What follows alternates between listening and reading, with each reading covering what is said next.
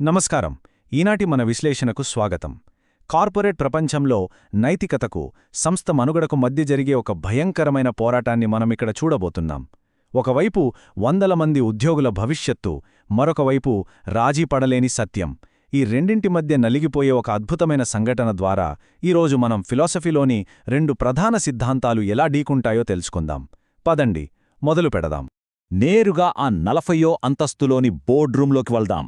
అక్కడ వాతావరణం ఎంత ఉద్రిక్తంగా ఉందో ఒక్కసారి ఊహించుకుందాం. సంస్థ సీనియర్ పార్ట్నర్ మార్కస్ పలికిన కఠినమైన మాటలివి. వ్యాపారంలో నిజం, అబద్ధం అని స్పష్టంగా ఏమీ ఉండవని, ఎలాగైనా బతకడమే ముఖ్యమని అతని ఉద్దేశం. వినడానికి చాలా కఠినంగా అనిపించినా అసలు దీని వెనుక ఉన్న లాజిక్ ఏంటో మనం ఖచ్చితంగా అర్థం చేసుకోవాలి. ఆ గదిలో ఎలారా అనే ఒక అత్యుత్తమ అనాలిస్ట్ కూచునుంది. ఆమె చేతిలో ఒక ఖరీదైన బంగారు పెన్, ముందు ఒక సేఫ్టీ రిపోర్ట్. కాకపోతే ఆ రిపోర్ట్ అంతా అబద్ధం. ఆల్ఫా-6 ప్రాజెక్ట్ డెడ్లైన్ అందుకోవడానికి కావాలనే సేఫ్టీ సెన్సార్లను పక్కన పెట్టేశారు. ఇప్పుడు ఆ నిజాన్ని దాచేస్తూ ఆ ఫేక్ రిపోర్ట్పై సంతకం చేయాలనే తీవ్రమైన ఒత్తిడి ఎలారాపై ఉంది.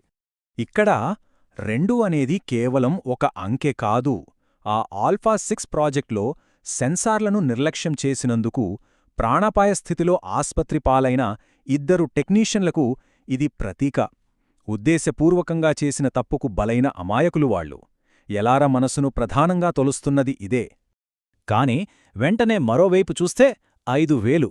ఇది నిజంగా ఒక పెద్ద అదృశ్య త్రాసులాంటిదే. ఒకవేళ ఆల్ఫా-6 వైఫల్యం గురించి నిజం బయటకు వస్తే మొత్తం సంస్థ పతనమవుతోంది. దానివల్ల పెన్షన్లు, జీవనాధారం కోల్పోయి రోడ్డున పడే ఉద్యోగుల సంఖ్య ఈ 5,000. ఇప్పుడు ఆలోచించండి, ఒకవైపు 2 బాధితులు, మరోవైపు 5,000 మంది భవిష్యత్తు. సరే, ఇప్పుడు దీని గురించి కొంచెం లోతుగా చర్చిద్దాం.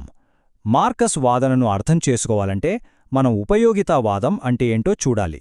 సింపుల్గా చెప్పాలంటే అత్యధిక మందికి అత్యధిక మేలు జరగడమే ఈ సిద్ధాంతం లక్ష్యం. మార్కస్ ఉద్దేశంలో సంస్థ పతనాన్ని ఆపితే వేలాది మందికి లాభం జరుగుతుంది కదా. కాబట్టి ఆ 2 గురించి నిజాన్ని దాయడంలో తప్పేం లేదు అనేది అతని నమ్మకం. మార్కస్ ఈ మౌనాన్ని ఏదో మోసంగా చూడటంలేదు సుమా.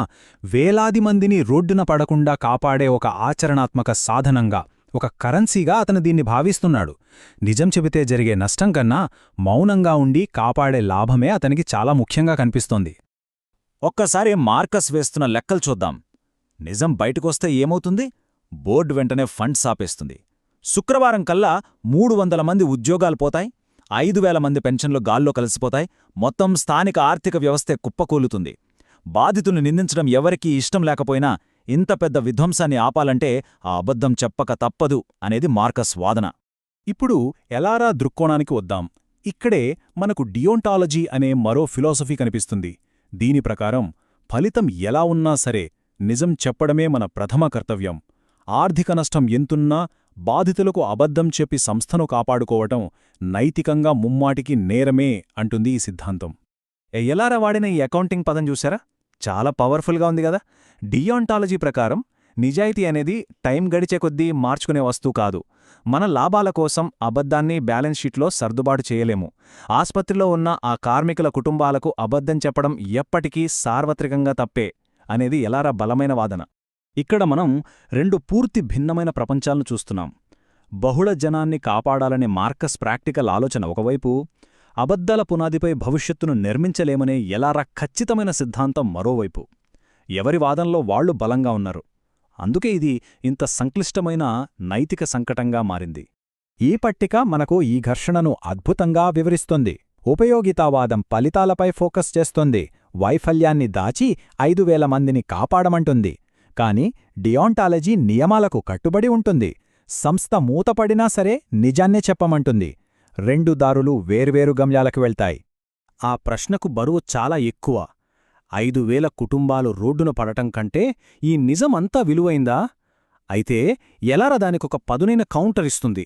అబద్ధం చెప్పి మనం ఆ కుటుంబాలను కాపాడటం లేదు, కేవలం అధికారుల బోనస్లను మాత్రమే కాపాడుతున్నాము అని అంటుంది. తప్పును కప్పిపుచ్చడం ద్వారా రేపు జరగబోయే ఇంకో పెద్ద ప్రమాదానికి దారితీస్తున్నామనేది ఆమె భయం. ఇప్పుడు మళ్లీ ఆ డెస్క్ వద్ద ఉన్న ఉద్రిక్తమైన క్షణాలకు వెళ్దాం. ఎలారా, ముందున్న ఎంపికలివే. 1. కంపెనీ కోసం ఫేక్ రిపోర్ట్పై సంతకం చేయడం. 2. మౌనంగా రాజీనామా చేసి తప్పుకోవడం. 3 ధైర్యంగా రెగ్యులేటరీ కమిషన్కు నిజాన్నే చెప్పేయడం. ఆ 5 ఏళ్ల వార్షికోత్సవ పెన్ను కింద పెడుతూ ఆమె ఒక కీలక నిర్ణయానికి సిద్ధమైంది. ఎలారా? ఒక క్యాలిక్యులేటర్తో దేవుడి పాత్రను పోషించడానికి అస్సలు ఇష్టపడలేదు. ఆమె ఆ ఫేక్ రిపోర్ట్పై సంతకం చేయలేదు. దానికి బదులు ల్యాప్టాప్ తెరిచింది. ఒక కొత్త ఈమెయిల్ డ్రాఫ్ట్ చేయడం మొదలుపెట్టింది. ఆ ఈమెయిల్ పంపే ముందు ఎల్లైరా అన్న ఈ మాటలు గమనించండి. చాలా లోతైన అర్థముందిందులో.